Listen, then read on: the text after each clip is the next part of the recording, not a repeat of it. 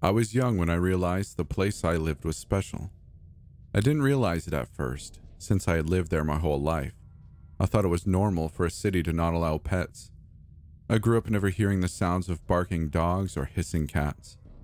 No one that lived inside the city border was allowed to have them. I thought it was normal for cities to have mandatory blood testing every week, with no explanation or seemingly any reason. I thought it was normal for cities to not have any jails. I thought it was normal for cities to give their citizens soulmates. I never really understood how it worked. All that we were told was that there were the matchmakers who were responsible for making the matches and sending out the tiny slips of paper that determined each citizen's love life and future. No one ever saw the matchmakers. No one knew how they were recruited. No one knew how they worked. All anyone knew was that it worked. Where I lived, there has never been a filing for divorce. The matchmakers are never wrong. Each citizen received their paper on their 18th birthday. Inside the piece of paper, there was nothing except a name, the name of your supposed soulmate. There was no telling how you would come across this person, no when or how. All anyone knew was that it would eventually happen. We were allowed to tell other people, allowed to ask around, try and seek out people that had the same name as the one on the paper, but it didn't matter. It couldn't be forced. Of course, literal eternal love and happiness does not come without rules. Every citizen had to follow the rules. They weren't too strange and seemed like a small price to pay for what you were getting in return. Most of the rules were simple. To name a few, there was no going outside under any circumstances after 2 a.m., no pets, blood tests, etc. There were also rules that we weren't allowed to know until we were older. We got the new rules on our 18th birthday, the same day we got our matchmaker paper. We called them slips. As I got older, I realized that our city was special and that other cities didn't have what we had, but I didn't care. Life was good. Life was simple. Our city was like a little paradise. It was happy. It was without issue. It was the night before my 18th birthday and I couldn't sleep. This was to be expected, since knowing that the next morning you would know the name of your literal soulmate was enough to keep anyone up late. Usually I wouldn't have believed in such things like soulmates, especially as I got older. But it was hard to argue with evidence.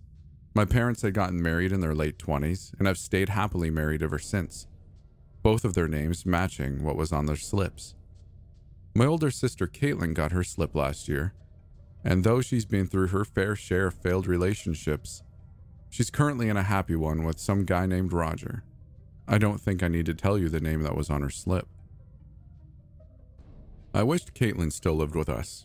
We used to share a room, but ever since she moved out, it feels empty with just me in it. By some miracle, I eventually fell asleep, my brain finally exhausted after hours of wondering what tomorrow was gonna bring. I woke up the next morning, my arm groping for my alarm to turn it off, just like any other day. It wasn't until I sleepily sat up that I realized that today wasn't like any other day. I swung my legs out of bed, my heart pounding in my chest as I tried to compose myself. I wanted to pull on a shirt and shorts as fast as possible, rush to the kitchen to get the envelope I knew would be addressed to me. But I didn't. I didn't want to be one of those people whose entire lives suddenly revolved around trying to find their soulmate. I needed to be calm. Taking a few even breaths, I slowly put on a shirt and some basketball shorts before opening my door. Chatter and the smell of waffles hit my senses instantly as I stepped out of my room. Turning the corner, I stopped, grinning. "Caitlin," I said, unable to contain my excitement at seeing her. Reaching her in a few short steps, I wrapped my arms around her in a hug, to which she enthusiastically returned. "What are you doing here?" I said, pulling myself away to look at her. "Ma, you seriously thought I would miss your birthday? Get real." Matching my grin as she looked at me. "Damn, you got tall," she said, looking at me. "He got it from his old man," my dad chimed in, and Caitlin rolled her eyes. Besides my height, I got a lot from my dad. I got his warm brown eyes, and I got his wavy, dirty blonde hair that I had always kept medium length. I looked so much like my dad that my mom always chimed in, saying how I got her nose and smile. "Happy birthday, Hein," my mom said from the counter, giving me a soft smile. These are almost done, and we'll go out for your birthday dinner later tonight, she said, gesturing at the waffles, and I smiled. Birthday waffles for the birthday boy, my dad chimed in, putting an arm around my mom. And this simple movement made me remember something I forgot in the midst of the excitement. Is it here? I asked them, trying to keep my voice even. My sister nodded, understanding what I was talking about. On the front table. My legs felt like rubber as I walked a few steps into the hallway, instantly seeing the stark white envelope on the table. I picked it up. Delivered to Theodore Schillings. I walked back to the kitchen, all eyes on me as I turned the envelope over, trying to act calm, act normal. I opened the envelope, pulling out 2 pieces of paper. One of them I knew would be the new rules. The other one was my slip. I looked at the bigger paper first. To people or peoples registered as 18 years or older, the following rules will come into effect. 1. Under no circumstances is anyone 18 years or older permitted in any city waters. This includes all local rivers within city limits. 2. Under no circumstances will anyone 18 years or older be allowed to watch the television on the 14th of every month. 3. Under no circumstances is anyone 18 years or older permitted to use faucets after 12 a.m. This includes sinks, bathtubs, and showers. 4. Under no circumstances is anyone 18 years or older permitted to use any kind of elevator after 9 p.m. 5. Under no circumstances is anyone 18 years or older permitted to share their rules with people or peoples under the age of 18. And that was it. I honestly expected more, but was relieved there wasn't too many there that I would have to memorize. They were weird, sure, but nothing that I wouldn't be able to do. After rereading the new rules, I put the paper down, heart hammering as I took my slip. Wanting to get it over with, I opened it, to which a single name was printed. Avery. I read and reread the name several times. Avery, Avery, Avery. I racked my brain for people I knew named Avery. There was a girl in my history class, and maybe one who I had pre-calc with a few years ago. Before I could wonder further, Caitlin's voice cut me off. "What's the name?" she said, to which I handed it to her. It passed from her to my mother, then my father. "Avery. Nice name," my dad said, handing my slip back to me. Chatter resumed between my parents and Caitlin while my mind was whirring. Some things made more sense now, like why I never saw adults kayaking in the river like I saw them do in other cities. I had told myself for a long time that once I got my slip, that I wouldn't focus too much on it, but my mind kept coming back to the name that was burned into my mind. Avery. I still had to go to school, and got ready while Caitlin went out to reconnect with some high school friends. I ignored my texts, asking what the name on my slip was, preferring to have that conversation in person. My friends were waiting for me at the bus stop eagerly. There was Jennifer, who was usually pretty quiet, and who'd I known since preschool. There was Joseph, who was a bit of a daredevil and a jock, who I'd met during my freshman year. Lastly, there was Charles and Sophia, twins who were never separated and who I'd bonded with sophomore year over our love for horror movies. Looking at us as a group looked weird, but we worked and had fun with each other. I was bombarded with the same question as I got close to them. "Whose name did you get?" "Avery," I said. The last time I had actually said the name. It sounded nice coming out of my mouth. It sounded right. My friends nodded, followed by a moment of silence that meant that they were all trying to think of Averys that we knew. "Isn't there a chick in your history class named Avery?" Joseph offered, and I nodded. "Yeah, I'm trying not to think too much about it.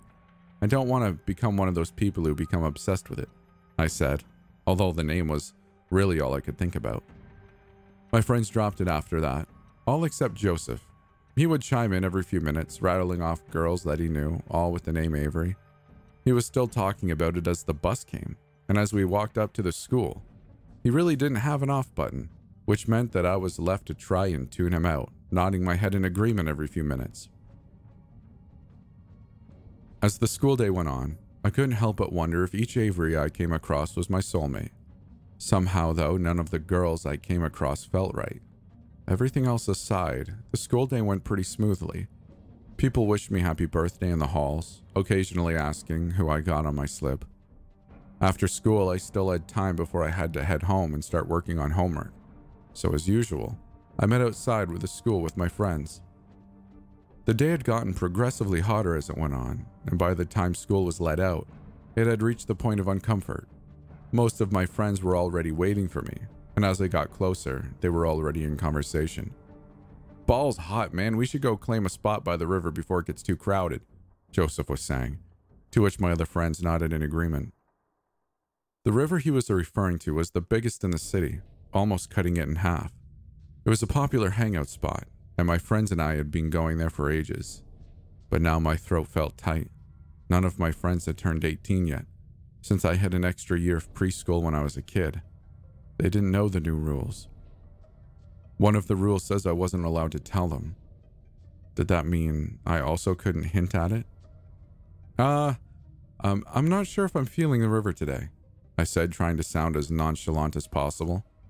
"Are you crazy?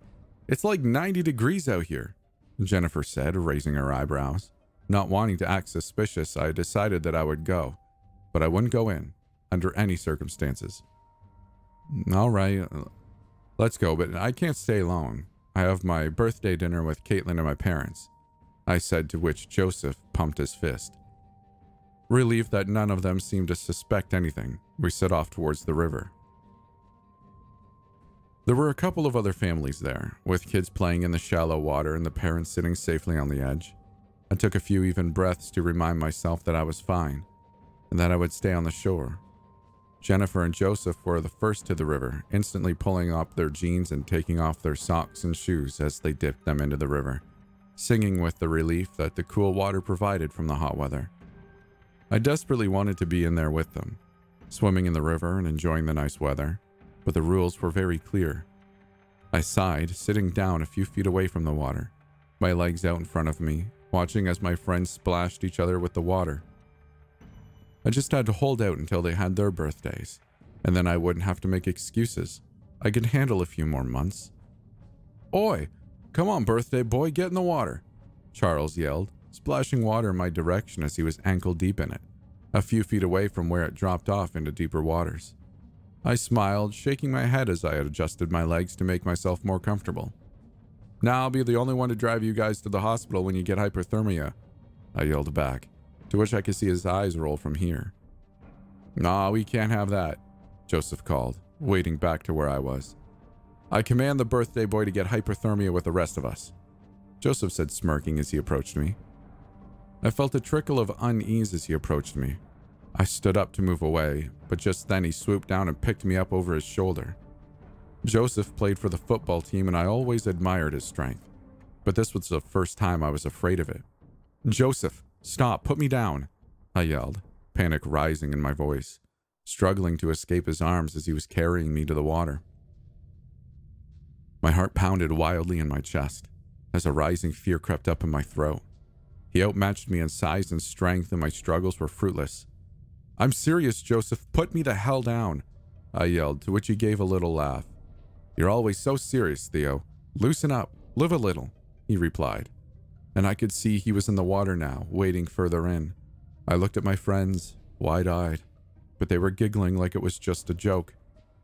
They had no idea. As he got closer to the drop-off, I struggled harder, hitting him on the shoulders. I wasn't weak by any standards, but Joseph was built like an ox, almost all muscle.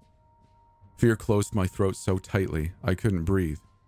"Come on, everyone in the water," he said, motioning with his head to my friends, who obliged, standing on the edge of the drop. "All right, on three, we all jump in together." He put his hands on my waist, and I knew what was coming. "1, 2, he started, rocking back and forth. "Joseph, stop! Stop!" I yelled, punching him harder, but it didn't make any difference. 3. I heard the splashes of my friends jumping in, just as I was launched a few feet into the air. I didn't know what to expect. I shut my eyes tightly as images rapidly flashed through my mind. I saw myself at my 9th birthday party, saw myself applauding at Caitlin's graduation. Rapid images throughout my life flashed before me. Was my life flashing before my eyes? It felt like an eternity before I hit the water. Nothing could have prepared me for what happened next. I hit the water hard, the cold water stinging every part of my body. The wind knocked out of me, but since nothing else happened immediately, I thought, fleetingly, that I was fine. I was wrong. It felt like a giant vacuum was at the bottom of the river, sucking me towards it. I thrashed in the water, desperately trying anything to prevent myself from getting sucked deeper. I had been swimming in the deep part of the river before, and one summer my friends and I actually measured how deep it was, and I knew well enough that I was being pulled far beyond that. I was running out of air, and my panicked state wasn't helping the situation. Whatever was down there started to pull me faster, as if whatever it was could sense my desperation. My chest felt tight, as I could no longer hold my breath. My body started to go limp when suddenly, I was falling. I was no longer in water, and I took a gasp of breath, sputtering out the water that had managed to get in my mouth for my surprise. I was so relieved to be breathing again that it took me a minute to realize I was falling rapidly through the air. Darkness surrounded me, and through my confused, dazed state, I couldn't make out what was around me. A few seconds later, for the second time during the day, my body hit water again, hard. Once again I had the wind knocked out of me, and I could feel myself sinking. I couldn't move. I couldn't breathe. I didn't have the energy to panic. My eyes closed. I didn't know what I was supposed to think about. I didn't want my last thoughts before death to be wasted. It was during these last thoughts that suddenly, something pulled me away from them. Literally. I could feel something grabbing the back of my shirt, pulling me upwards, towards the surface. Confusion swept me as a moment later, I felt myself being heaved out of the water and being roughly set down, on something hard, something solid. I gasped, coughing and sputtering as water dripped off of me. I shakily pushed myself onto my hands and knees, trying to get my breathing under control. My thoughts moving at the speed of light, I felt oddly lightheaded. My body drained and exhausted. I wanted to look around for my savior, but I couldn't. My vision had started to go black as my exhausted body finally collapsed. Someone was shaking me awake. My first fleeting thought that it was my mom, telling me I was going to be late for school. Then I remembered. It was just a dream, I told myself. Just a dream. You'll open your eyes and your mom is going to wish you a happy birthday, tell you you're going to be late for school. Someone shook me harder. I opened my eyes. It was not my mom. It was a boy who looked around my age with dark, messy hair, and he was looking at me with two dark blue concerned eyes, who looked relieved as I opened my eyes. Good, you're awake. Come on, we need to move, he said quickly, looking behind him. Confusion clouded my mind. Who are you? And where am I? I said, trying to keep the fear out of my voice. The boy looked back at me. My name is Avery. I can explain everything later, but we really have to go. My breath caught in my throat. Avery. Avery. Avery. Oh, shit. In school, we had learned about the 5 stages of grief. The stages come into effect whenever a person experiences something unpleasant. This can mean a variety of things, from losing a loved one or going through a traumatic experience. Your brain goes through these 5 stages to protect you, to help you cope. The first is shock and denial. People usually experience numbness, both physically and emotionally. It's typical for people in this stage to ask repeated questions. More often questions that they already know the answer to, but that their brain refuses to believe. I was no exception. The dark-haired boy was still speaking, although his words landed on deaf ears, for the person he was trying to talk to was currently going through the first stage of grief. Your name is Avery? I interrupted, my voice quiet, but cutting as I pushed myself up into a sitting position, feeling uncomfortable lying on my back. The boy looked at me exasperated and annoyed as he realized that this was the only piece of information I gleaned from his words. Yes, my name is Avery. Did you get any of what I just said? he asked as his eyebrows furrowed, irritation leaking into his voice. An embarrassed flush crept up my face as I dropped my eyes. Some of it, I mumbled, my face so hot that I was sure he could see the heat radiating off of me. I could hear the small sigh that he made, followed by rustling. I took a chance and looked up, where I saw Avery rustling around in a black bag for something. Look, I know this is confusing. I'll explain everything later, but right now there's no time. We've already made too much noise, he said hurriedly, with another paranoid glance over his shoulder. Looking back, he finally removed 2 things from his bag. You're going to need this. Put it on, he said, tossing one to me. I caught it, turning it over in my hands as confusion etched onto my face. It looked like a mask, but with no holes for the eyes or mouth or a strap on the back. It was stark black and weirdly smooth, made of a material I didn't recognize. What is this? I started to ask, but his voice cut me off. Do you trust me? He said suddenly, his dark blue eyes pressing into mine. I swallowed. Thoughts raced across my mind as I tried to sort through them. There was no time for logic. Not now. My dad had always told me to be logical and think with my head instead of my heart. I was trying so hard to listen to my head, but my heart was louder. Yes, I said quietly, so softly that I thought he wouldn't hear me, but the relieved expression that washed over his face told me that he did. Then please, put the damn thing on. Questions later, he said softly, some of the impatience leaving his voice. Without another word, I held my breath and put the mask-like thing up to my face. It was one of the oddest experiences I'd ever felt. It felt like a suction cup attaching itself to my face, so tightly it was as if the mask was merging with my face. The no holes for the eyes or mouth proved not to be an issue, since I got to breathe perfectly fine, almost as if it wasn't on at all. I looked up to see if Avery had his on, and when I looked up, I had to stifle a gasp. It was like his face had completely disappeared, a black oval where his face should have been. It was beyond unnerving, merely looking at it sending a chill throughout my body. Is that what it looked like on me? Ready? He asked, seeing I had put it on. Hearing him speak without his mouth was creeping me out, but I didn't say anything, and instead just nodded. He extended a hand out, seeing that I was still on the ground. I hesitated for only a fraction of a second before I took his hand, letting him pull me to my feet. As soon as my hand touched his, I felt a shot of warmth, startling me slightly, but leaving me as soon as he let go.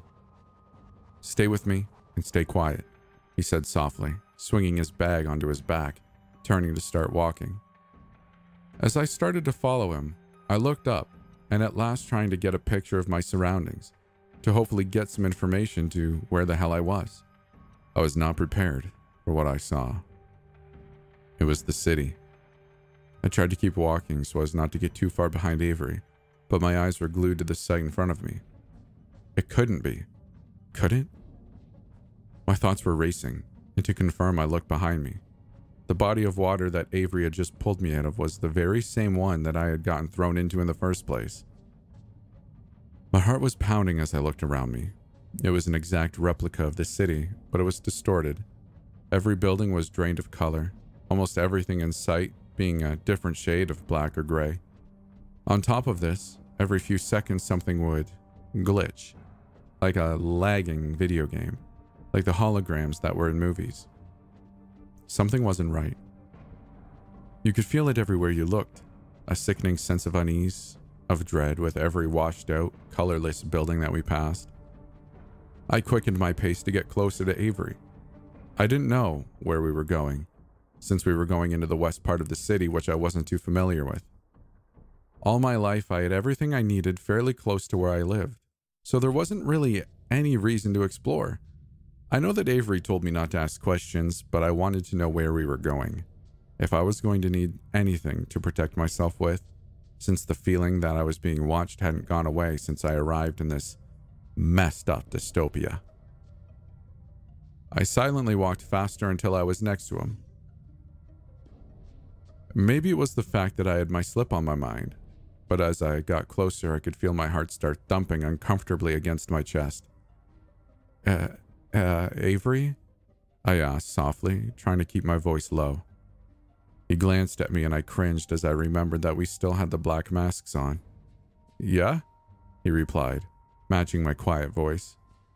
I know you said not to ask questions, but where are we going? I asked. He glanced around before lowering his head to speak. My place, where I lived before I came here. I have been using it as a sort of safe house. We don't have to keep our voices down there and I can explain everything, he said quickly and quietly. Just as he finished speaking, a loud thump came from in front of us, startling me as a black, distorted figure came out from a glitching convenience store. It looked like a man, but his face didn't have any features. His face looking oddly like the black ovals that our faces now resembled because of the masks. My heart stopped in my chest as Avery grabbed my arm to stop me from walking.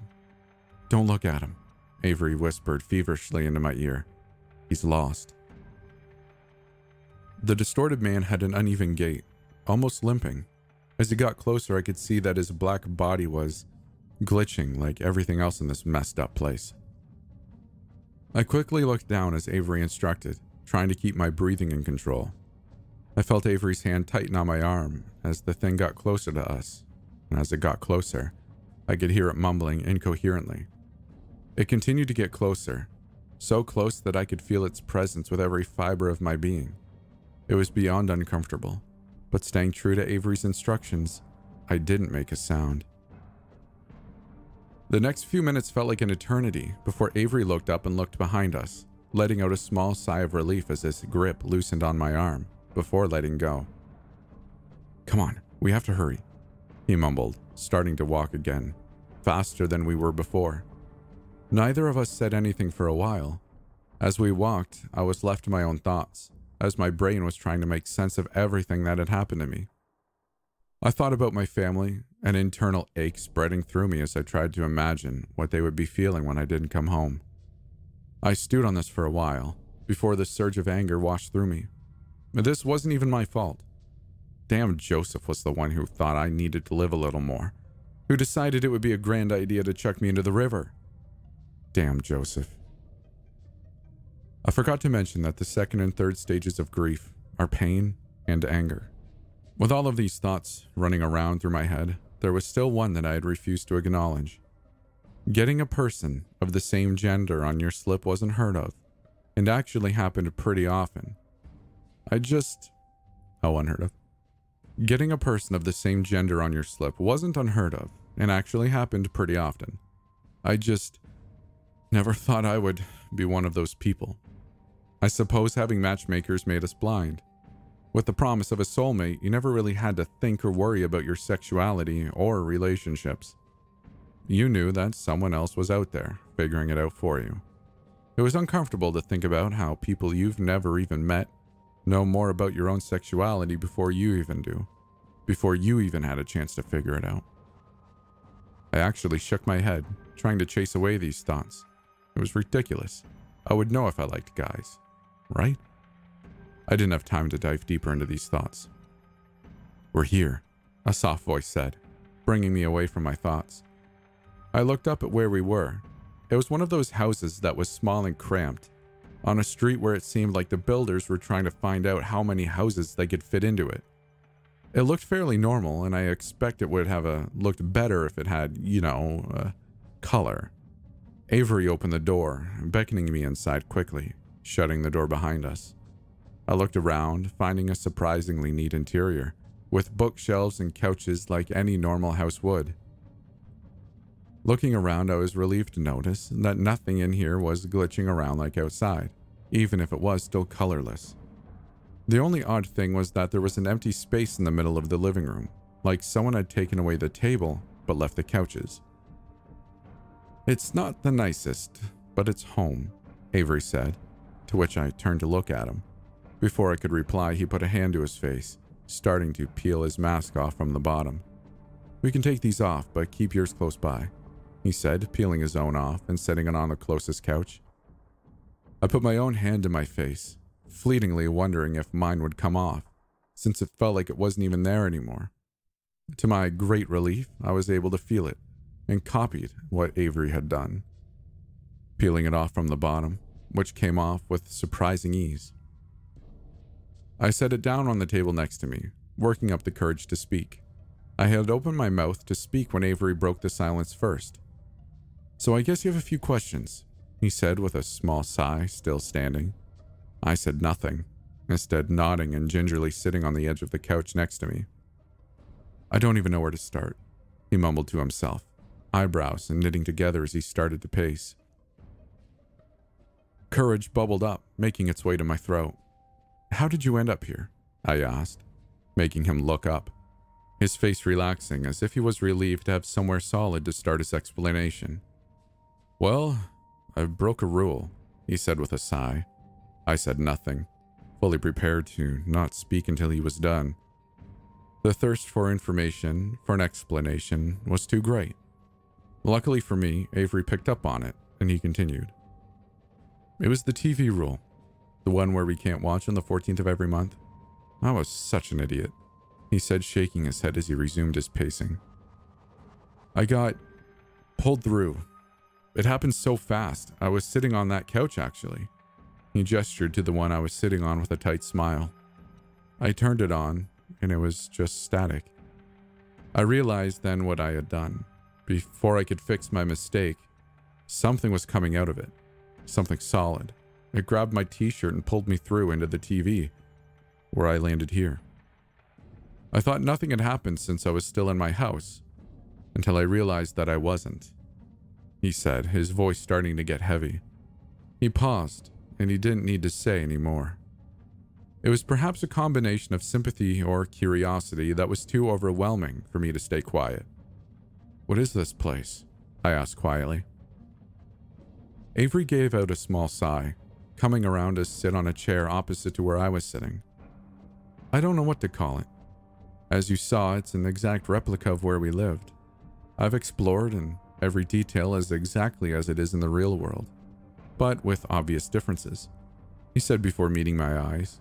He seemed to know what questions I wanted to ask next. "Ever wonder why we didn't have any jails?" he asked softly. He didn't wait for my answer. "I call them the lost ones. The people that get thrown in here. They lose themselves for a while. They turn into what you saw on the way here. Altered versions of themselves. No identity, no remnants of their past selves.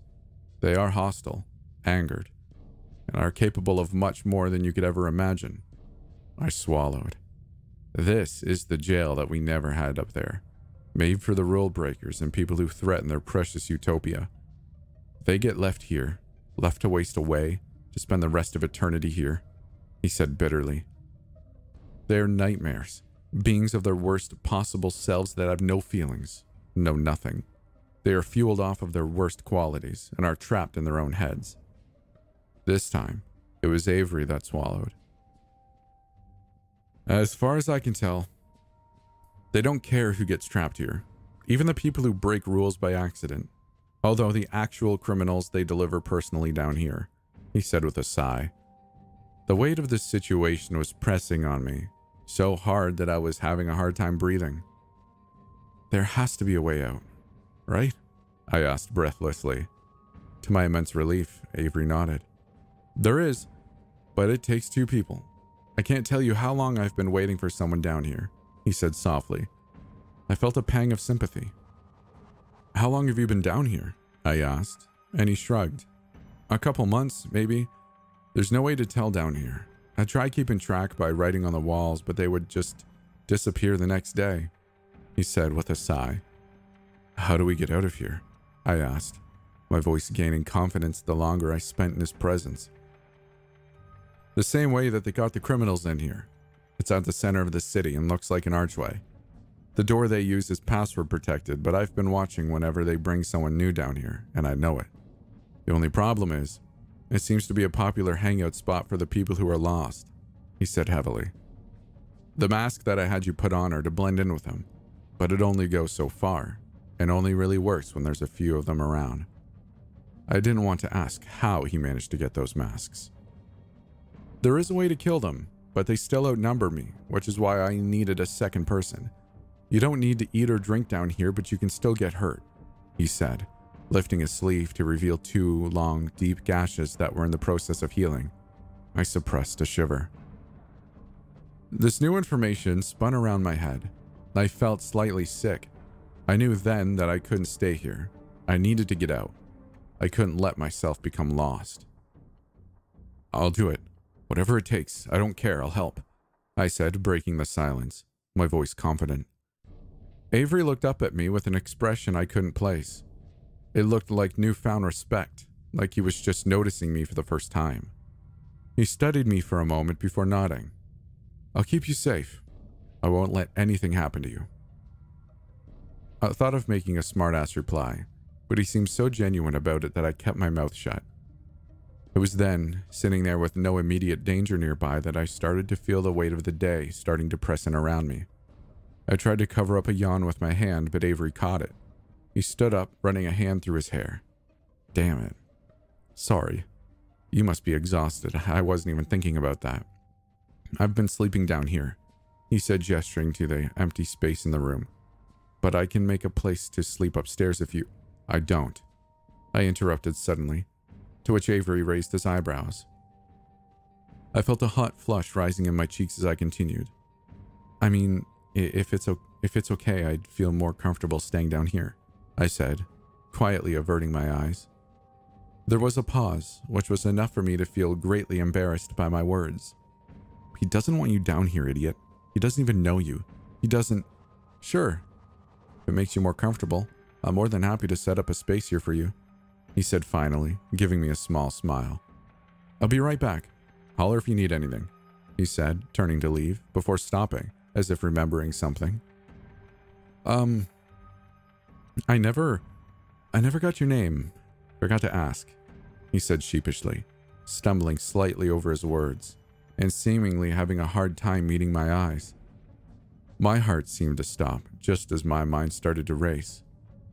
Charles, I said suddenly, the name and the lie slipping out easily. I'm not sure if it was just my imagination, but Avery looked slightly crestfallen. It must have been, because the next second the look disappeared and he gave me another small smile. Pleasure to meet you, Charles. As soon as he left the room, I slumped down on the couch, putting my head in my hands. Why had I lied? I knew the answer. It was really just a matter of wanting to answer it. I could say that it was because I didn't trust Avery, but that wasn't the truth. There were so many different kinds of confusion, so many different kinds of pain. I was tired of being the one who felt it all. I was just tired in general. It was disorienting to have your entire life flipped upside down in a matter of moments. Everything that you thought you knew to be untrue, or covered with layers of deception to keep people in a mindless bliss. I supposed that even though people could feel certainty, it was an emotion, not a fact. My thoughts kept me busy until Avery came back, arms laden with blankets and pillows. He set them down in the empty space, starting to arrange them. Do you need help? I asked, wanting to feel at least a little useful. He shook his head as he straightened up. I'm just about done. Is this enough? I can get more stuff if you want, he said, looking up at me, the genuine interest and caring in his eyes startling me. I shook my head, giving a tight smile. It's great, really. Thank you, I said, crossing over to where it was. It looked like 2 bedspreads placed slightly far apart but still within the empty space. I chose the one on the right. I have to get some stuff ready for tomorrow, but I'll just be in the next room. I'll come to sleep in a while. Just give me a call if you need anything, all right?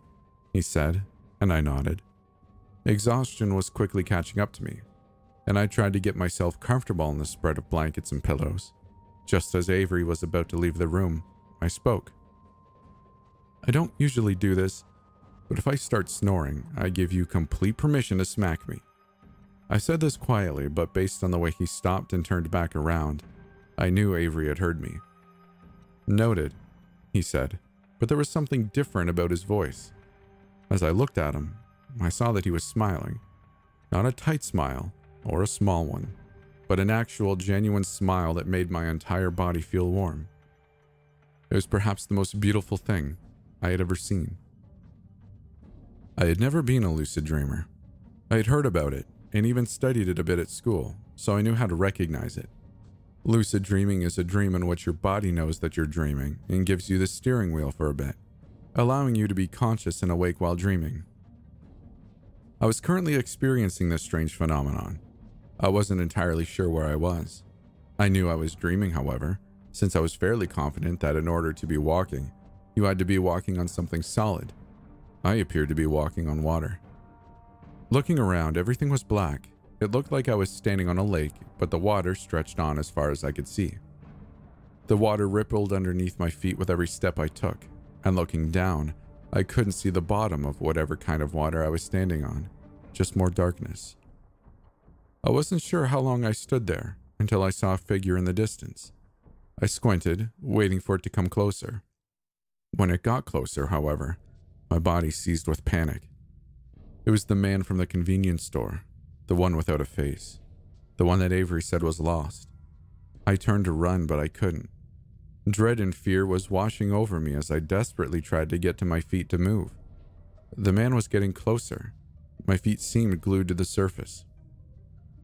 The screams I meant to yell died in my throat as I saw the man, now only a few feet from me, as my screams were silenced by the paralyzing fear that rendered me immobile. Instead of the muttering I had heard from him earlier, he was eerily silent. The only sound I could hear was my own heartbeat hammering against my chest. Suddenly, the man's face started to change. Instead of a black oval, white lines started to form near the bottom, and after a few moments I realized that it was making a manic, demented smile. It came closer, its unnaturally long fingers closing on my shirt and pulling me closer. Its other hand drew back, transforming into something that I couldn't name, I couldn't place, but looked very, very sharp. I only had a second to look at it before it plunged into my stomach, letting loose pain I had never felt in my life. Among the screams and yells I had been holding in my throat, it felt as if every fiber of my being, every atom, was being ripped apart. My eyes were wide with shock as the smile remained on the man's face. I couldn't talk. I couldn't breathe. Looking down, I saw a bloom of red starting to quickly spread throughout my shirt, so much more vibrant in contrast to the blank, colorless surroundings. I woke up, gasping and shaking, a hand clutching my stomach as if the pain was real. It felt so real. I felt arms close around me a moment later, pulling me against something hard. A chest. Avery's arms. Avery's chest. Holding me, keeping me safe. I heard his voice soft in my ear. You're okay, he mumbled, holding me tighter. Every emotion I had been holding in since I got to this damn place, I let loose. Dry sobs racked my body as a flurry of fear, pain, and confusion, along with others, flooded me. I saw him, I said quietly, tears streaming down my face. I know you did. It's okay. You're okay, Avery said softly, pulling me tighter against him. I didn't care. I didn't care anymore.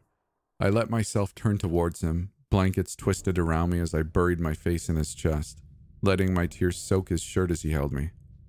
I can't tell you how long he held me, with my face buried in his chest, with him not caring that his shirt was getting soaked, holding me tighter every time a fresh wave of emotion swept through me. It felt like hours before the pain from my dream subsided, before my body was no longer shaking. It felt like hours, and during them, Avery had never let go of me.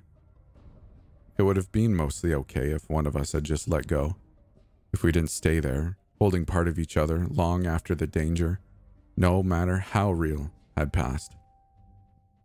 My thoughts had finally slowed. I had skipped the past 2 steps of the stages of grief. I had skipped the anger and bargaining. My body just didn't have enough energy left to do it. The only thing I felt sitting there against Avery was safety, comfort. 2 things that I hadn't experienced since the moment I had arrived here. I could hear his heartbeat, a soothing rhythmic sound that was more relaxing than I can explain. Sitting there with him felt right. It was the feeling that I had never felt looking at any girls in my class, that I had never felt looking at any girl. It felt like hours before I had spoke again, my voice dull, like someone had run a knife over it. Avery? I asked softly. Yeah? I never said thank you. Thank you for what? He asked, his voice soft against my ear. For saving me. I would have drowned, I replied.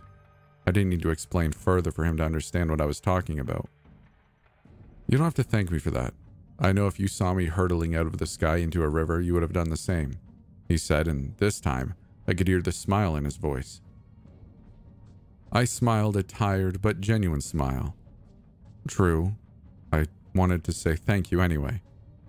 Well then, you're welcome, anyway. I laughed, but it came off more of a huff. There really should be a word for a laugh that ends as soon as it starts. I didn't want to leave the position that we were in, but I wanted to spend more time with Avery somewhere where we weren't in danger of becoming lost, or, stabbed. Avery? I asked again. Yes? I want to go home, I said quietly. There was a pause. Let's go home then. What I assumed was the next few days were spent going over the plan, or what I assumed was a few days since, no time cycle. Avery drew up the city center and where the Lost One congregated the most heavily. He gave and showed me how to use the weapons that could kill them. These are the weapons that I found near the door. The people that come down here have a stash. This is an ontological gun, he said, handing me what looked like a regular handgun. He explained before I could ask. I know it looks like a regular gun, because it is. The only difference is how you think about it. I don't need to tell you that this place is weird, and that regular, logical rules don't apply. If you shoot this at them, they simply cease to exist. They go away, but only if you believe it to be true. At my confused expression, he tried again. It sounds really stupid, but it works. If you believe that you can make them cease to exist by shooting this at them, it'll work. His navy eyes pressed into mine, silently pleading for me to trust him. I did. Nodding, I took it from him. I didn't know how the hell that this was supposed to work, but I trusted him. Something had happened after my dream, after we had stayed interlocked for who knows how long. Something unspoken. He no longer felt like a stranger, or just a person who shared the same name that was on my slip. It felt like I had known him my whole life. Along with planning and preparing, Avery had opened up greatly, letting me see more into his life, both past and present. It was comforting knowing that we were both more comfortable conversing with each other, often teasing and cracking jokes, something that seemed impossible while we were stuck in this hellhole. I let myself notice things about him, how his mouth twisted to the side when he was deciding to laugh at something, how when he smiled, you could see that he had dimples, or when he was thinking about something, he tapped his fingers lightly against the surface. Being around him just filled me with such warmth that it made it harder when I tried to work out how I was going to tell him that I lied about my name. I tried not to think about it. The night before we were going to put our plan in action, neither of us could sleep. At first, it was disorienting going to sleep without any sleep-wake cycle, but I got used to it, just going to bed whenever I felt tired. I lay next to Avery, who I could tell wasn't asleep either. Avery? Charles? He replied, to which I internally cringed. Are you nervous? I asked quietly. There was a pause. A bit. Do you want to push it another day to go over it again? He said finally, to which I shook my head, sitting up slightly to look at him. No, I just would feel a bit more comfortable if I knew how the guns worked, I said, a small smile tugging on my lips. Avery rolled his eyes. If you had played Destiny, I wouldn't have to explain. It's pure theory, and I don't know how they developed it, but it works. All right, nerd, I trust you, I said, sitting back, grinning as a pillow hit me in the chest. I paused, looking over at him. I don't know about you, but I'm gonna get the hell away from this city as soon as I can when we get out. I've had enough of this nonsense for a lifetime, I said, watching as Avery propped himself up on his pillows. Me too. I'll keep in touch with my parents and everything, but it's been ruined. The image I had of the place I grew up in has just been completely ruined. I don't think I can stay here and be happy, he said, and I nodded. At least we got our slips first, I joked, but to my surprise, Avery blushed, looking down at the ground. I don't know. I think it's a bit of crap. I used to think it was real, but now, I mean, he said, tripping over his words, still avoiding my eyes. They can't control chemistry. They can't control who you feel safe and comfortable around, he said, his voice getting quieter. It was so out of character that I couldn't find my own voice to speak. Was he saying what I thought he was saying? Avery shook his head, as if to shake off these thoughts. I'm not making sense. We should probably get to bed. Big day and all that. He mumbled, laying back down. I nodded, laying down as well, closing my eyes, my mind racing. Someone was shaking me awake. I reluctantly opened my eyes where I could see Avery shaking my shoulder gently, stopping when he saw I was awake and giving me a small smile. Morning. We should get going. This is the most ideal time if we want to do this today. I nodded, pushing myself up. We spent the next little while getting ready, neither of us mentioning the conversation we had yesterday. I had gotten used to being in the house, and in a weird way, I was going to miss it. I was going to miss a lot of things. When we were both armed with the weird guns and had our masks on, we set off for the center of the city. It's time to get the hell out of here.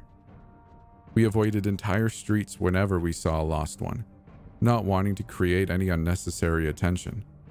After a while of walking, I saw what Avery was talking about. The city center was where we had our summer farmers market, events, and concerts. It looked the same, the only difference being the short archway was a stark red door. It caught me off guard, since the only things in color that I had seen were Avery and I, but the door was blood red, and next to it, a keypad. The archway was a good ways away from where we were, and already I saw lost ones milling around, the same unclear mumbling filling the silence. Remember, we're going to try to get as far as we can without using the guns, but if they notice us, then start shooting. Avery mumbled into my ear. I nodded. I could hear my heart pounding in my ears as we started to walk. We kept our heads straight, only focused on the door in front of us. As we walked a few meters, we realized that we greatly overestimated the amount of time we had before they noticed us. It was just like in my dream, their black faces starting to develop white lines. I didn't want to wait to see if they turned into the demented, troubled smiles. I pulled out the gun Avery had given to me, praying to whatever higher power there was to let this work. I concentrated, imagining the one directly in front of me disappearing when the bullet made contact. It was advancing, and I could already hear the loud cracks of Avery's gun behind me. It was running now, full speed at me, its mumbling getting louder. I raised the gun, my heart pounding. A few feet away, its mouth stretching into a wide grin. Charles! I fired, my eyes closing for a split second. I braced myself for the pain I knew was coming, but none came. Opening my eyes, there was nothing but a scattering of dust at my feet. Relief flooded through me as I could have laughed. It worked. It worked. It worked. Looking around, they were coming from behind buildings, out of windows.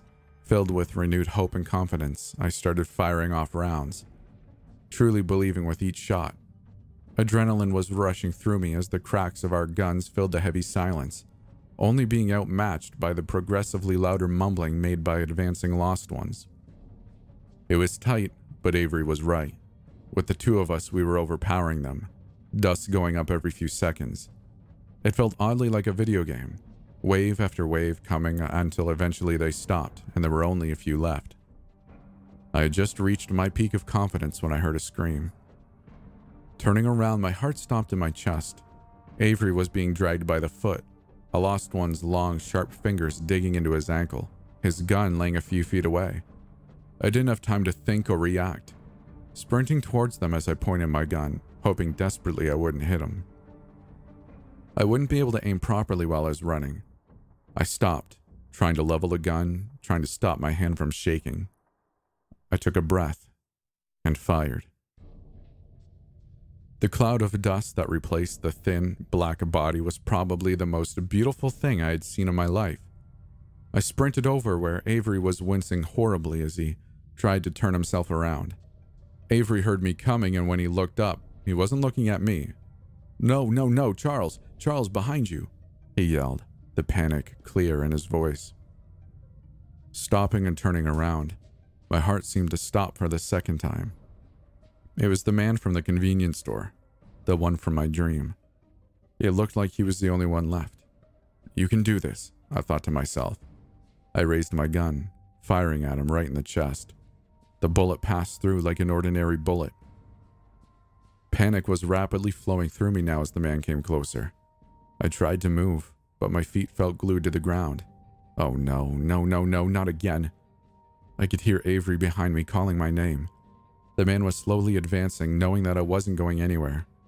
The white lines appeared on his face. My voice felt stuck in my throat. His arm was pulling back, turning into the thing from my dream. Avery's calls got louder. The man was a few feet away. Grabbing the front of my shirt, the white lines transformed into a smile. The corners of its mouth stretched wide. To either corner of its face, as drawn-on teeth appeared. I knew what was going to happen next. The pain was unbearable. I was certain I was being ripped apart, being set on fire from the very depths of my body. White hot pain clouded my vision, so badly that I didn't even notice when it was over. I didn't notice the puff of dust appear in front of me, the loud crack that went with it. I didn't feel it when I sank to my knees, feeling something hot and wet spread throughout my shirt. It took me a minute to notice the hands, grabbing at my shoulders and tipping me back. It took me a minute to notice the tears slipping down Avery's face as he bent over me. No, no, no, Charles. Charles, stay with me, please, Avery whispered, silent sobs racking his chest as he started to rip at the bottom of his shirt, pulling away a piece of fabric to press on my stomach, his other arm cradling my head. I can't lose you, Charles, he whispered, his shoulders shaking. That's not, I whispered. Avery's eyes flashed to mine briefly as he started to rip off another piece of fabric. What? My name.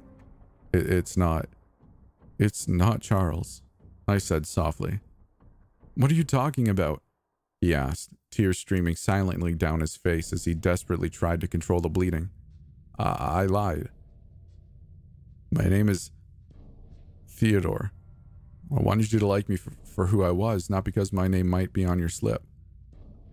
I whispered, exhaustion and coldness starting to seep into my body. I saw realization pass through Avery's eyes, saw him putting the pieces together. I don't care. Please, I can't lose you. We'll get you back to the house. We'll patch you up. Just please don't go, he said, his voice breaking on the last sentence. You've come too far. The door's right there and more lost ones will be back. Just go, I said softly. Screw that, I'm not leaving you here, he said sharply, looking over me, seeming to make a decision. He slid his arms under me, lifting me up and holding me like a little kid, being careful not to touch my stomach, where the red stain was getting progressively wetter. He carried me over to the keypad, his hand shaking as he put in the numbers. Ready? He asked softly. I didn't have the energy to do anything but nod. He put in the last number, and the door swung open. I winced as white light flooded my vision, and as I felt Avery step through. My eyes closed as warmth spread through me, and I let myself drift out of consciousness. I could hear footsteps around me, people talking in low voices. My eyelids fluttered open. Ah, Mr. Shillings. We've been expecting you. I believe that I am correct in thinking that it is a well-known fact that people by nature are curious. Curiosity has fueled many of the greatest inventions of time, such things being electricity or the wheel. Of course, it does not take anything, no great genius, to be curious. In fact, thanks to modern technology, everyone who becomes curious is able to fuel that curiosity, have it satisfied in mere seconds. Back in middle school, I remember being curious about something. I was curious to see how many variations there were of the word confusion. As it turned out, there were many. I won't bore you with all the variations there were, since if you are curious, you could simply look it up yourself. However, I will share a particular one that I liked. My favorite variation, or synonym for the word confused, was disoriented. By definition, being disoriented means that a person is thoroughly confused as to a time or place. They are out of touch with their surroundings. They have lost their sense of direction. They are unable to think clearly. Their surroundings creating mixed feelings, emotions, thoughts. Oddly, all of this was going through my head as my brain tried to register the words that I had just heard. Mr. Shillings, we've been expecting you. Disoriented, my eyes slowly opened. I winced as harsh white light shone down on me. It only took a moment for my eyes to adjust, and when they did, my throat dropped into my stomach. Standing above me was a man. Despite my disoriented state, I tried to quickly take him in. He looked old, with white receding hair and a white, neat beard. He was wearing all white, to his button-up shirt, to his pants, his coat, to even his tie. He was staring at me, a small smile on his face, trying to gauge my reaction as I could hear other people bustling around behind me. What the actual hell was happening? Stay calm, I told myself. You're not in danger. If they wanted to kill you, they would have by now. I tried to reason. The man was still staring at me, and I was too afraid to break eye contact with him, too afraid to look around. From what I could see out of my peripheral vision, the room was stark white and filled with what looked like hospital equipment. The man was still staring at me. Maybe he wouldn't speak until I would? You've been expecting me? I asked, trying to keep the fear, the apprehension out of my voice. The man smiled wider, reaching next to him for something. A clipboard. Oh yes, we've been expecting you for a while. I know you must have quite a few questions, but don't worry. All of them will be answered in due time, he said, giving a small laugh. I was beyond unnerved. His laugh was too high, too long for it to seem natural. I desperately wanted him to stop smiling. I finally worked up the courage to avert my eyes, to try and take in my surroundings. It did look like a hospital room, but the equipment was different, unlike anything I had ever seen. What looked like nurses were milling about with clipboards, all dressed in white. Everything in the room was white, which is why it caught me off guard when my eyes fell onto the blood-red door on the far side of the room. The same door that Avery and I had just come through. Avery. Avery wasn't in the room. I bolted upright, relieved to find I wasn't tied down, which honestly was a thought that crossed my mind. I looked around once, twice, and a third time. Avery wasn't in here. I looked at the man, for the first time since my arrival here, feeling angry. "Where's Avery?" I demanded, my voice stronger than it had been a minute ago. The man simply looked at me, that creepy smile still plastered on his face. "Mr. Anderson is quite fine. However, I will ask that you don't make any sudden movements. You will disrupt your healing process." Healing process? Damn. How could I have forgotten? I looked down, lifting my blood-stained shirt up, the shake in my hands noticeable. How is this possible? The spot where I had been, impaled showed nothing except a long scar. I ran my fingers over it gently. The indent noticeable, but nothing else. I looked up quickly, to which the man put his hand up. "Questions will be answered. How about we take a walk?" Take a walk? Was he serious? A small nagging voice in my head told me that it probably wasn't the best idea to refuse him, especially since he made it sound like it wasn't really a question where my answer mattered. But I didn't care. "No," I said forcefully, renewed confidence flowing through me. "I want to see Avery," I said, my voice slow and measured, laced with anger, with stubbornness. For the first time since I had seen him, the man's smile flickered, annoyance and impatience crossing his face. Clipboard still in hand, he started to cross to the other side of the room, where a keypad was attached to the wall. The wall was entirely made up of those clouded glass panes, the ones they put on houses for privacy. I slowly pushed myself off the bed, following him, trying not to look at the other people in the room. The man stood in front of it, slowly putting in a password. I wasn't sure if I wanted to get closer. Was he going to let me see Avery? Or was this some kind of a prison cell to throw me into for not doing what he asked? The man's back was turned, and that's when I saw something on the table. It was Avery's gun, the one he used to kill the lost ones. Now, of course, it was only a regular gun. I made a decision quickly, silently reaching out and taking it, stuffing it into the back waistband of my jeans, before quickly hurrying over to where the man was, praying he didn't notice anything, or the nurses. A few seconds passed and no one said anything. No sirens sounded. I breathed a silent sigh of relief. As the man finished putting in the password, the clouded glass started to get clearer. The man silently moved to the side to let me see. I slowly walked forward and had just reached the glass as it finally became clear, and I could see into it. My voice seemed stuck in my throat. It was a dark room, smaller than the one we were in, with more of the equipment that I didn't recognize. The room was bare of furniture besides a bed, which was being occupied by Avery. His eyes were closed, a mask covering, and attached his mouth that was attached to one of the machines next to him. One of his ankles was bandaged, from where the lost ones had got him. He wasn't moving. My brain didn't want to accept what I was seeing. It was refusing to deal with the wave of emotions that had started to rise up, invading my thoughts. Is he? I choked out, my eyes not leaving him. He's fine, the man said. Turning to face him, I saw that he was still smiling. I wanted to hit him. He is sleeping. I would be more than happy to explain things to you. Would you care to take a walk? He asked, his smile unwavering. I didn't trust him. I didn't trust whatever this place was, whoever was here. The only person I trusted right now is Avery, but I couldn't get to him. I'd have to fix that. You just have to be patient, I told myself. Wait for the right opportunity. Then you can get him and find a way out of here. I made a decision. Might have to play along for a little bit. Looking at the man, I plastered on a smile to match his. I'd love to, I said, smiling. The man beamed. I had never been good in pressured situations, or lying for that matter. However, it was the thought of Avery lying motionless in that bed that allowed me to fall into step next to the man, to smile like everything was normal.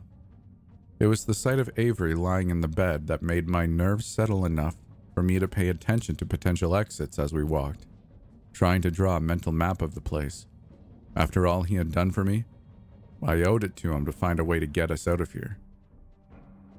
So, I imagine you have a few questions, the man said, leading us out of the room and down a long, narrow hallway. I tried not to wince with each step because of my stomach, but it was a hell of a lot better than the alternative. You could say that, I replied. The man chuckled. I'll try to answer your questions to the best of my ability. What would you like to know first? I was trying to focus on finding a way out of here, but I also had questions. So many questions. I took a breath. What did you mean when you said that you'd been expecting me? Where even am I? I asked, the words tumbling out of my mouth. We turned right, around a corner. Well, I'll try to keep it simple. The fact of the matter is, Theodore, is that you have what it takes to be a matchmaker, he said, a small smile resting on his face as he glanced at me. Internally, I froze. However, I tried to keep my feet moving. What? What are you talking about? I asked, bewildered. Again, I'll try to keep it simple, but keep in mind the real answer is quite complex, the man said as we turned another corner. Left. Each citizen born within city grounds has the ability to carry a gene, one of the ones needed for the ability to possess the powers needed for a matchmaker. Sometimes people don't exhibit the abilities when they are born, or at all, even if they have the gene that carries the ability. It is because of that citizens are required to have blood work done, so that we can know who is carrying the gene, he said, his voice starting to sound flat, monotone. We use the blood work to identify the people so that later we can seek them out and begin training them to unlock the potential given to them.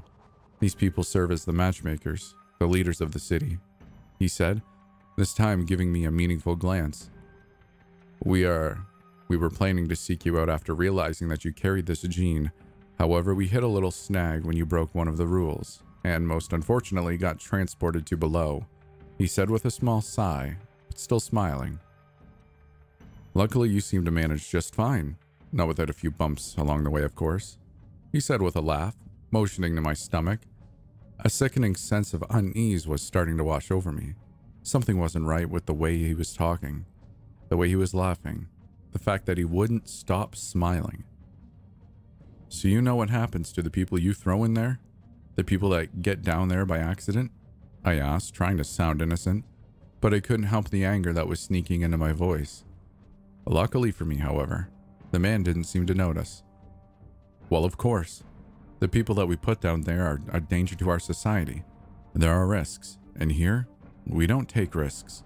Any citizen that doesn't follow the rules provided in my own opinion is just as bad as people that get put there. We have rules in place for a reason, to protect the citizens. They are not for laughs or for fun. Anyone who does not take that seriously has no place in our community, he said with a smile. I would have given anything right then to have hit him as hard as I could. I needed to change the subject. I couldn't let my emotions get the better of me, not when so much was at risk. We took another right turn. It was this turn that made me realize that I hadn't seen another person anywhere since we left the room that we were in. I just added it to the growing list of reasons I needed to get me and Avery out of here. How did you heal me? I asked quietly. State-of-the-art technology, the man said loudly, his words echoing off the walls, startling me slightly. The hell? We have perfected almost all things, including health and safety. Our state-of-the-art technology allows for healing and recovery unmatched by anyone else. Injuries such as yours can be healed completely in a matter of hours, he said, his smile growing even wider than it had been before. It sounded like he was reading from a pamphlet. We turned another corner, this time to face a dead end where we were greeted by a handsome set of mahogany doors. I opened my mouth to ask another question, but the man held his hand up. Unfortunately, I cannot provide you with any more information. You are to wait here until a matchmaker comes to start with you on your training and give you a more detailed explanation, he said, moving to push the door open. My mind spun, panic seizing my throat. Wait, what? I haven't agreed to anything. My parents will be looking for me, and my friends. They'll notice I'm gone, I said, my words trailing off as the man shook his head, smiling. No need to worry. Your family and friends' memories will be modified. Of course, however, the choice to become a matchmaker is up to you. It is, of course, the highest honor. You will have everything you have ever desired, dreamed about. Your life will be perfect, he said. I won't pretend that I didn't think about it, and I'm ashamed to admit that I considered it, even for a second. A perfect life? Everything taken care for me? The ability to set people up with love, set them up with happiness? A perfect life. I paused, something rising up, blocking these intruding thoughts. What about Avery? I asked softly. The man smiled, shaking his head. He is no longer your concern. I thought of Avery. I thought of the mask over his mouth, his unmoving body. I thought of his smile, his laugh, the way he held me, protected me, the warmth that filled me whenever he touched me, the way he looked at me when he thought I didn't notice. He had the chance to leave me behind, to leave me to the lost ones. He could have let me drown, let me fend for myself. The door was right in front of me. Once I went in that room, I wouldn't have to worry about anything ever again. A wave of certainty slowly washed over me.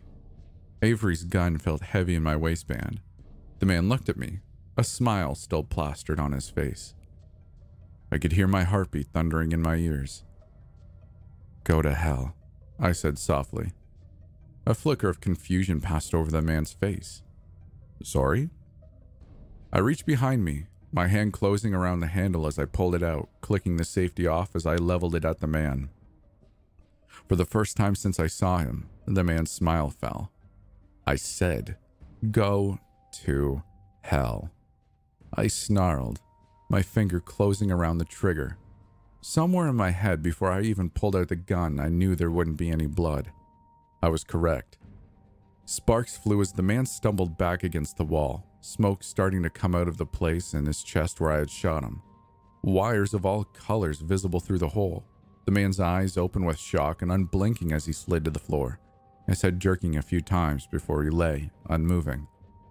A second later, sirens began to sound as the lights everywhere turned red. I turned and started to run. My mind was reeling as I desperately tried to remember which way we came, all other thoughts being pushed aside. I didn't know how many bullets were left in the gun, and I didn't stop to check. Left, right, straight down this hallway, another left. I was sprinting as fast as I could, my sneakers squeaking against the white tile floors. Above me, the noise was thunderous and sounded like people were running. I tried to run faster. Avery, I thought to myself. You have to get Avery. I turned left again and knew I had gone the right way. I burst into the room I had come from. The room now empty. No nurses or anyone in sight. I ran towards the glass wall where Avery lay on the other side. I'm coming, I said softly, knowing that he couldn't hear me. I put the gun down, not wanting to waste any bullets. I grabbed a chair, adrenaline coursing through me as I swung it at the wall again and again, cracks forming each time I hit it. Each hit was fueled by emotions I had pushed down. This is for the lies, I thought as I swung. This is for the pain. I swung. I paused, panting. This is for Avery. I took a final swing, the glass shattering around me. Throwing the chair away, I ran over the broken glass to Avery. With shaking hands, I took off the mask, throwing it to the side. I put my hand to his face, my entire body shaking. Wake up. Come on, wake up, I whispered, shaking his shoulders slightly. Avery, please. Please wake up, I whispered, feeling a sob starting to creep up in my throat. You can't leave me, I whispered, my voice shaking. I need you, Avery. Please, please wake up.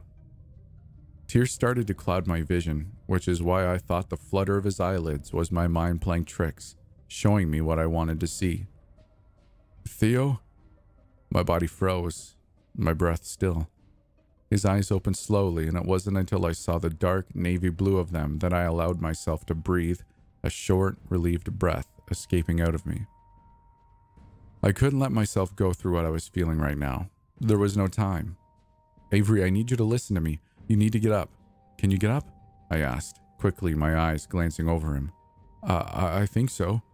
Theo, what is going... Do you trust me? I asked suddenly, the irony not being lost on me. Avery didn't hesitate before he nodded. Then please, questions later. We need to go. Avery gave me a quick, searching look before nodding again. I took his hand, helping him out of the bed, and noticing his wince once he put pressure on his foot. I'm fine, he said, noticing my look. Lead the way, he said softly. It was then I realized that I had his full unwavering trust. I felt a surge of admiration for him. I nodded, walking a few paces and picking up the gun that I had set down. I noticed Avery was limping on his injured foot. Without a word, I crossed over to him, sliding an arm under his arm so that he could put some weight on me. Thanks, he said quietly. I nodded. Of course. The sirens didn't stop as we pushed our way out the door. Muffled yells and voices were coming from behind us. We have to hurry, I said, Avery picking up on the unease in my voice, and tried to walk as fast as he could on his foot. Is there an exit? He said, wincing as we half ran down the halls. There is. I think I saw one around here.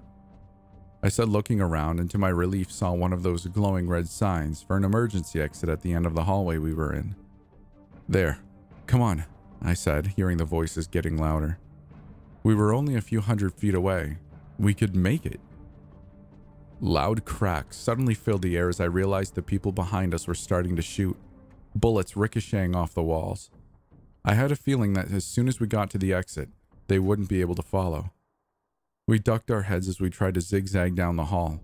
Fleetingly, I turned my head back to look at the people who were shooting. I wanted to look away instantly. I wasn't sure if you could call them people.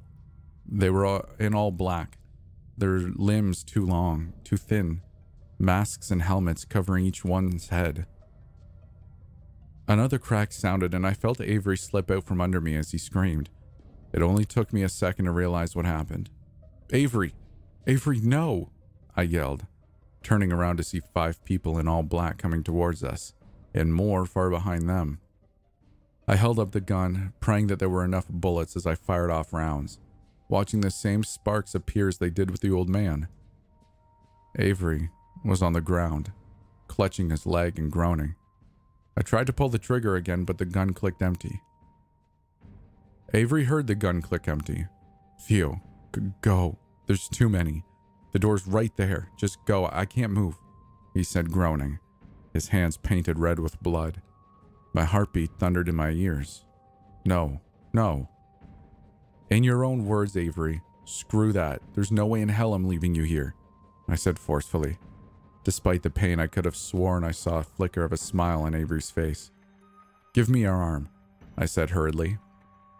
Glancing up, seeing more of those things start to turn the corner. Panic seized me as I grabbed Avery's arm as I started to pull him towards the door. Only a few feet away, we could make it. More of those things in the black were now jumping over the bodies of the ones that I shot. I turned around, reaching for the door handle as the things raised their guns. With a final yank, I pulled Avery towards me just as I opened the door, pulling us both through the doors that slammed closed. I felt myself land hard on a rocky surface, but I wasn't paying attention. My eyes were on the door, which now looked like a wooden board against a rundown building. A second passed, then a few more. No one came out. Looking around frantically, I spotted Avery on the ground next to me, looking like he was going to pass out, blood flowing freely from his leg. I scrambled towards him. No, no, no, Avery, I said, my voice shaking as he looked up at me. Theo, he started to say. No, don't talk. I'm going to get help. Do you hear that? He asked quietly, cutting me off. I paused, listening as I looked around. We were in what looked like an alley. The sounds of cars and people chattering filled my ears. The familiar scent of pizza due to the overabundance of pizza shops filling my nose. My breath caught in my throat. We were home. Babe, come on, we're going to be late, I yelled across the house as I started to button up my shirt, my finger lingering for half a second over the scar that ran across the middle of my stomach before buttoning my shirt up over it. I try not to think much about what happened 5 years ago. Some of the blanks I filled in for myself, but there were some questions that were best left unanswered. We are not going to be late. Don't be so dramatic, a voice came from around the corner. I turned, smiling at the familiar sight of a tall figure with dark hair. Avery, I swear, you try to make us late every time we go anywhere with my dad, I said, facing back towards the mirror, reaching for another button before I felt someone's hand there instead. Avery turned me towards him, starting to do my buttons up himself.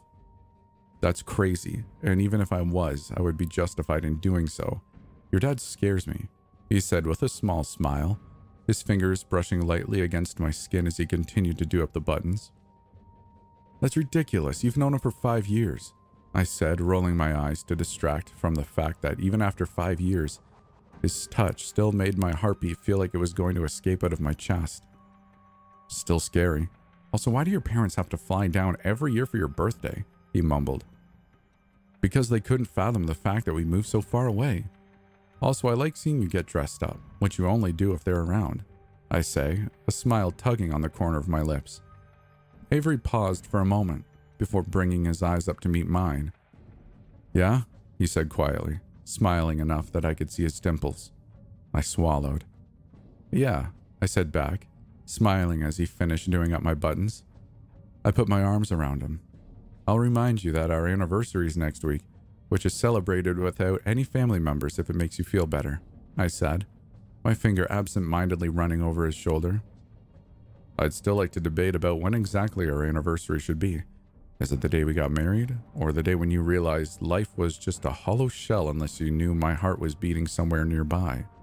He said with a teasing smile. I couldn't help but match his smile as I rolled my eyes. Whatever you want. Although that would make our anniversary the same day as my birthday, which means we'd celebrate it with my parents, I said, moving my hands up across his shoulders to his chest. Definitely not.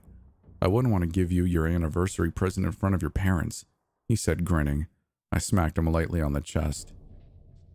My hand slid into his hair, pulling him down for a kiss, holding it for a moment to let myself enjoy the familiar shot of warmth that came with it before pulling away. Come on, we don't want to be late. I can't help but remember thinking at that moment how perfectly beautiful life was. despite all that we had gone through. In that moment, life was perfect. Life was without issue.